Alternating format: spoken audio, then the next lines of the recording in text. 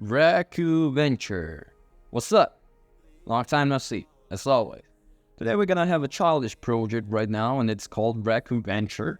Over the last years, they have been losing their place on the main platforms. Even so, there are many indie studios that are still committed to the type of the titles. This is how Raccoo Venture, developed by Diego Ras, has come into the hands. It is a platform game starting an animal, in the case a thin Raccoo.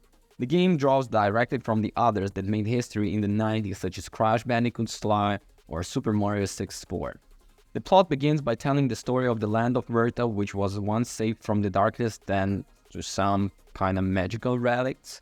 It's then when our protagonist discovers his father's chess set, of which he pieces are the relics, but Rakku loses the board and chaos and darkness threaten the world again. It is when that, without wasting a second, we embark on an adventure with the mission to recover the board. The premise is to collect their 4 pieces of the chessboard, scattered around the level, which will in turn reveal where 2 of the chess pieces are hidden, so basically one big collectible hunt. Obviously and luckily, it is not simple as that, as you generally have to overcome platforms and solve environmental puzzles that require a bit of map investigation. This will require you to think ahead like a chess grandmaster, as you must be alert when exploring clues on how to advance. Some are simple, such as pressing floor panels to raise or lower platforms, allow you to access different parts of the stage, but other puzzles are more difficult, which could present a challenge for those who are not used to this type of the mechanics. Many of these puzzles and platform sections are fun mental challenges, but they are incredibly short. The controls are easy to understand and feel good, as you can move, jump, and perform a Super Mario 64 ground slam to defeat weak enemies, or even, what do you mean even? Or just break the objects, right? Right, so that's fun, like Mario. However, the ground slam is only physical attack that we can execute, and when we use is a small cooldown which leaves us defenseless enemy attacks. Rakku does not stand out for his strength. He will often depend on objects that we will find in the environment, such as throwing explosive mushrooms to defeat stronger opponents. This will not eliminate everyone, so you will have to use them carefully. On other occasions, you will have to use the other tactics. For example, there are truffles that release a scent that attracts enemies to a certain area.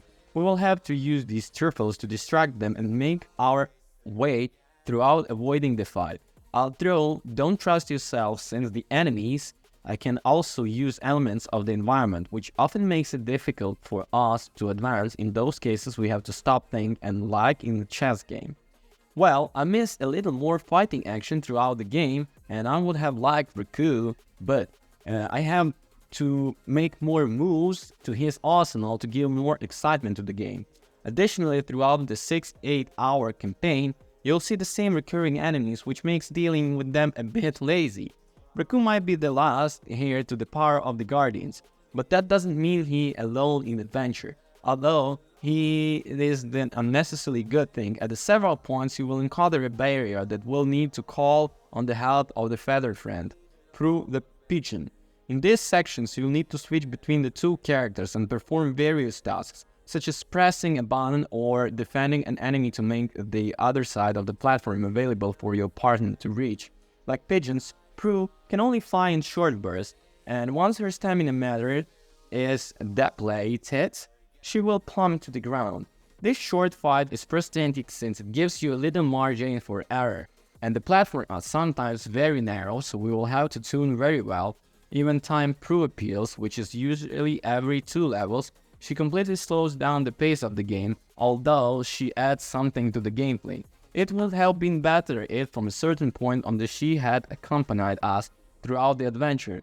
This way, they could have designed levels better adapted to the new skills that it provides us. Along with collecting the chess pieces, there are other collectibles to collect, such as pages from your grandfather's diary, Seishi figures, and different outfits for the Rakku to wear, adding some more valuable to the genre. During the levels, it is also essential that you collect coins placed everywhere, since they are extra lives. Every time you die, you will lose 50 coins and revive at the last checkpoint, which appears quite frequently throughout the level, but it loses all your money and it's game over. You won't have to start from scratch, at least not the entire adventure, but will lose the progress on you level are you on. So one of the first things you'll notice is the graphical style of the very similar to the new Super Lucky Tale, as the new 3D environmental, bright and colorful look that is visually striking and draws you in. However, the similarities end there.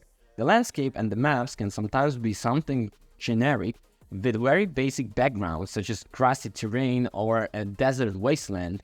The soundtrack isn't too memorable either, but there is a good use of sound when you move around the environments.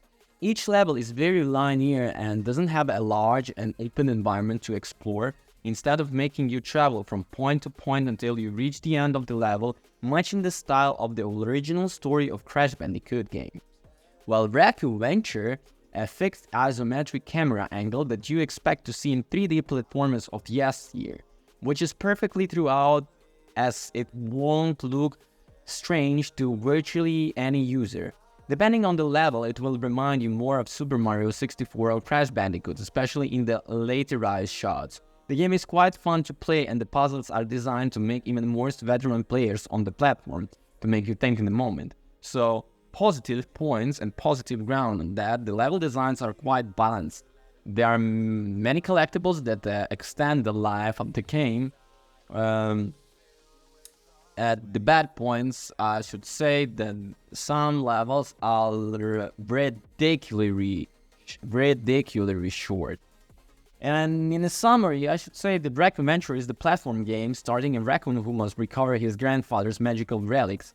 While it's well designed and also slightly influenced by Niantic classics like Mario, Super Mario 64, or the Crash Bandicoot. So yeah, this is a good one to play. Thanks for watching. Don't forget to rate, comment, subscribe. Peace.